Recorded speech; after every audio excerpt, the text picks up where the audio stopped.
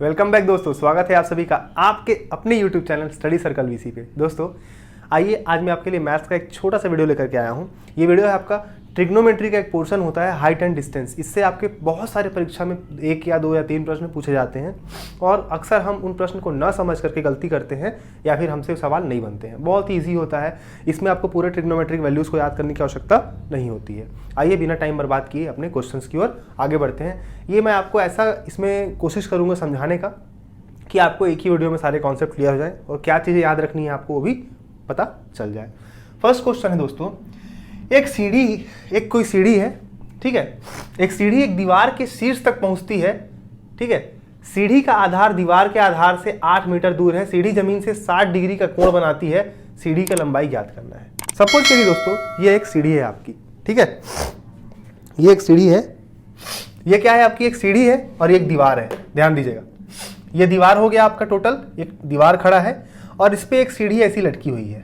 ध्यान दीजिएगा, ये सीढ़ी लटकी हुई है। ये हो गया आपका डायग्राम। क्लियर हुआ?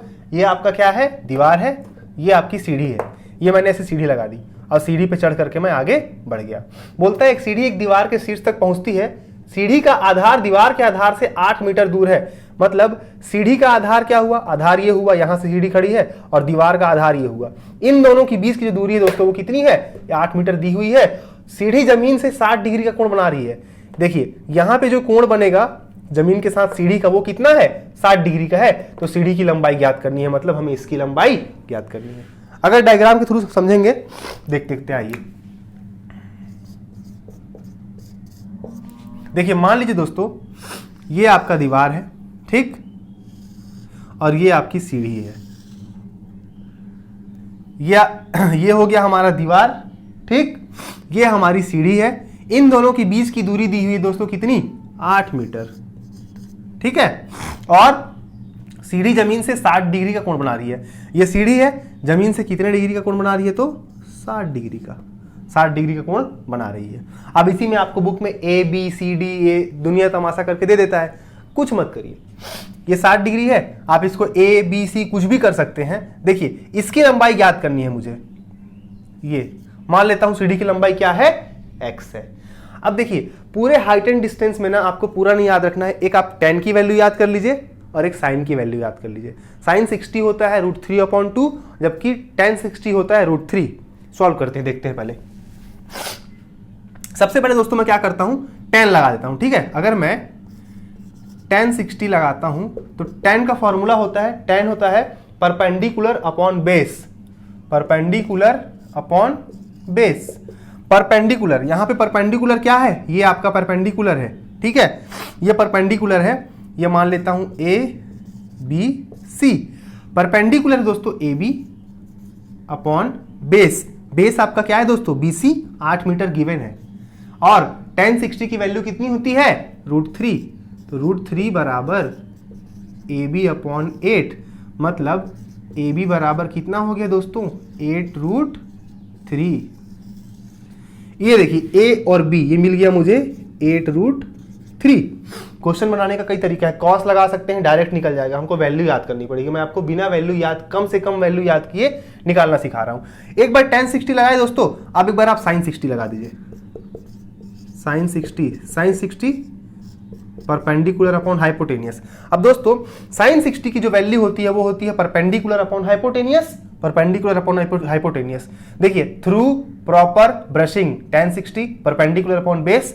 सम people have curly black hair through proper brushing, through proper brushing some people have perpendicular upon hypotenuse। अब दोस्तों sin 60 perpendicular upon hypotenuse, perpendicular मेरे को मिल गया यहां से, ए बी कितना आया था मेरा 8√3, 8√3 अपॉन हाइपोटेनियस मतलब ये कर्ण, ये x माना हुआ है मैंने, इसी को तो निकालना है मुझे। sin 60 की वैल्यू होती है √3/2, √3/2 बराबर 8√3/x।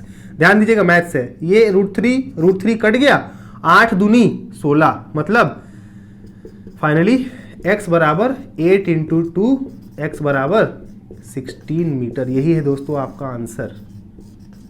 फिर से देखते हैं एक बार। एक दीवार था, दीवार पे एक सीढ़ी लगी हुई थी। सीढ़ी की लंबाई निकालनी है। दीवार के बेस और सीढ़ी के बेस की दूरी 8 मीटर थी। सबसे पहले मैंने tan 60 लगाया। ए बी अपॉन 8, यहाँ से मुझे 8√3 मिल गया। उसके बाद मैंने क्या किया, साइन 60 की वैल्यू लगा दी।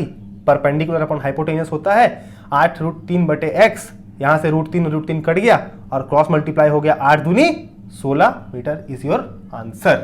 क्लियर हुआ, इजी था। cos 60 लगाएंगे तुरंत आंसर आएगा, बट मैं वहां पे नहीं जाऊंगा क्योंकि वो और आपके लिए लेन दिया जाएगा। आगे बढ़ते हैं दोस्तों, ये थोड़ा सा टफ है, टफ भी नहीं है, सिंपल ही है। देखते हैं, नदी पर एक पुल बना है, नदी पर बने एक पुल के एक बिंदु से नदी के दोनों विपरीत किनारों पर अवनमन कोण क्रमशः 60 डिग्री तथा 45 डिग्री है, 45 डिग्री है। यदि पुल नदी की तट से 3 मीटर की ऊंचाई पर है। दोस्तों मान लिया ये कोई पुल है, ठीक, मान लिया ये कोई पुल है। क्लियर हुआ। इसके किसी, और यहां पे आपकी नदी बह रही है, सपोज करिए आपकी नदी है, ठीक है। नदी के किसी एक बिंदु से नदी के दोनों किनारों पे एक 60 डिग्री बन रहा है, ठीक, और एक आपका कितना बन रहा है, एक आपका 60 डिग्री कोण अवनमन कोण बन रहा है और एक आपका 45 डिग्री का अवनमन कोण बन रहा है। और नदी की तट से पुल के बीच की जो दूरी है दोस्तों वो कितनी है, 3 मीटर है। कुछ क्लियर हुआ यहां से, ठीक है। ये मैंने नदी को ऐसा बनाया है, आप ऐसा कर लीजिए इसको, तब आपको एक ट्रायंगल मिल जाएगा।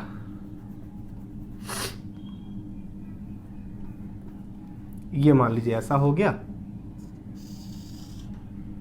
ये आपकी नदी बह रही थी, ठीक, और यहां पे 45 डिग्री का कोण बन रहा था।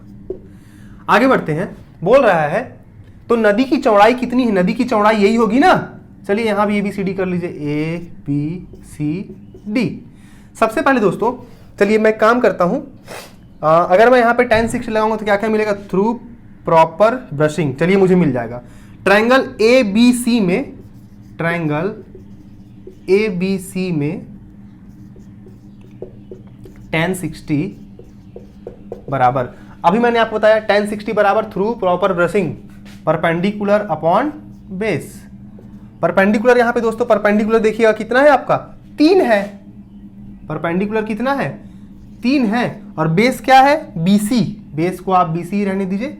यहां से tan 60 की वैल्यू कितनी होती है, √3 बराबर 3/BC।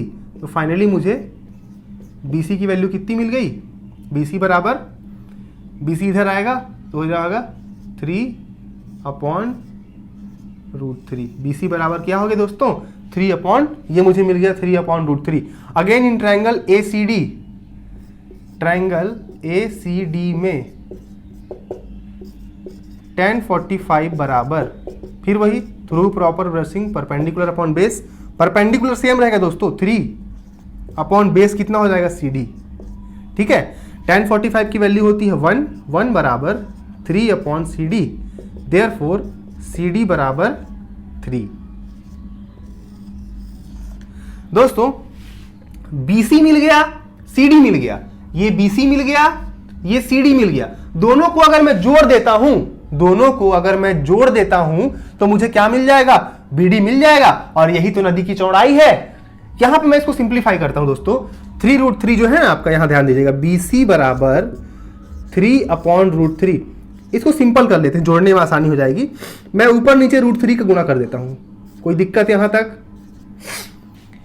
ऊपर नीचे √3 का गुणा कर दिया मैंने, मुझे क्या मिल जाएगा, 3√3 और √3 इंटू √3, 3 और 3 कट गया, मतलब BC की वैल्यू आ गई √3। और CD की वैल्यू कितनी है, CD की वैल्यू है दोस्तों 3, मतलब BD बराबर BC प्लस CD। और फाइनली BC कितना मिला मुझे, √3 प्लस CD कितना मिला दोस्तों, CD बराबर 3। तो आंसर क्या हो गया आपका, 3√3 या √3 प्लस 3। आपकी नदी की कुल चौड़ाई कितनी हो जाएगी दोस्तों, √3 प्लस 3। फिर से देखते हैं, एक पुल है और एक नदी है, दो चीजों की बात किया है। पुल से अवनयन कोण नदी के एक किनारे पर 60 डिग्री का है और एक किनारे पर 45 डिग्री का है, जबकि नदी और पुल के बीच की दूरी कितनी है, 3 मीटर की है। नदी और पुल के बीच की दूरी 3 मीटर की है। पहले वाले में लगाएंगे ट्रायंगल ABC में tan 60 बराबर, तो tan 60 बराबर perpendicular upon base through proper brushing 3 BC, यहाँ से मुझे BC की वैल्यू 3/√3 मिल गई। यहाँ मैंने उसको सिंप्लीफाई कर लिया है, देखिए ध्यान से, यहाँ पे मैंने BC को सिंप्लीफाई कर लिया और BC को सिंप्लीफाई करने के बाद क्या मिल गया मुझे, BC की वैल्यू √3 मिल गई है। कुछ नहीं किया है, ये BD जो लिखा है, BD क्या है, यहाँ से यहाँ तक की कुल दूरी है BC प्लस CD। BC आ गया मेरा √3 और CD मुझे मिल चुका है 3, जोड़ देंगे दोनों को, 3 + √3 हमारा क्या हो जाएगा, किसमें, मीटर में, ध्यान रखना है मीटर में, किसमें, मीटर में। डिस्टेंस अभी हमारी किसमें दी हुई है, कुल मीटर में दी हुई है, तो नदी की जो चौड़ाई हो जाएगी कुल वो कितनी होगी, 3 + √3 metre. This is your answer. तो यहां पे हमें क्या क्या देखने को मिला, tan की वैल्यू याद रखनी है, tan 45 1, tan 60 √3 और tan 30 होता है आपका 1/√3। sin 60 हमको यहां पे यूज करना हुआ, sin 60 की वैल्यू होती है √3/2। ठीक, ये पूरा का पूरा आपका जो मैक्सिमम क्वेश्चन पूछ सकता है, आपको पूरा इसी आधार पे पूछेगा। इस क्वेश्चन की और भी प्रैक्टिस कर सकते हैं आप, बाद में फिर हमें समय मिलेगा तो और भी अच्छे क्वेश्चंस की प्रैक्टिस मैं आपको करवा दूंगा। आई होप आपको यहाँ से पूरा कॉन्सेप्ट क्लियर हुआ होगा। वीडियो पसंद आया तो लाइक शेयर सब्सक्राइब जरूर करें, अपने फ्रेंड के साथ शेयर भी करें। मिलेंगे बहुत अगले वीडियो में, धन्यवाद।